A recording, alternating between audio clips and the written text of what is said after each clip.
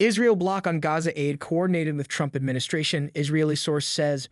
Bill Mahers, Repoprt, Israeli Prime Minister Benjamin Netanyahu's office on Sunday said the country imposed a blockade on all humanitarian aid heading into the Gaza Strip, following the expiry of Phase 1 of Israel's ceasefire deal with Hamas and with negotiations regarding Phase 2 still ongoing. Prime Minister Netanyahu has decided that as of this morning, all entry of goods and supplies into the Gaza Strip will cease, Netanyahu's office said, accusing Hamas of refusing to accept the outline for continued talks set out by President Donald Trump's Middle East envoy Steve Witkoff. Israel will not allow a ceasefire without the release of our hostages, the statement said. If Hamas continues its refusal, there will be further consequences.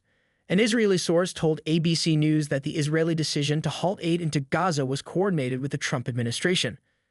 Witkoff's proposal was for a temporary extension of the ceasefire spanning the Ramadan and Passover holiday periods ending on April 20.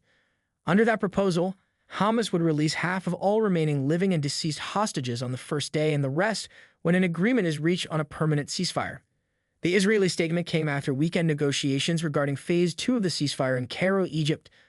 Hamas was not directly involved in the talks and was represented by Qatari and Egyptian officials who spoke with U.S. and Israeli delegations. Hamas said in his Sunday statement that Netanyahu's decision to stop humanitarian aid is cheap blackmail, a war crime, and a blatant coup against the agreement.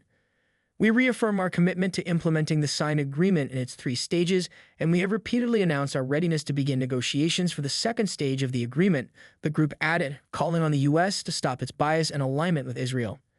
We call on the mediators to pressure the occupation to implement its obligations under the agreement in all its stages, and to implement the humanitarian protocol and to bring in shelters and rescue equipment to the Gaza Strip, Hamas added.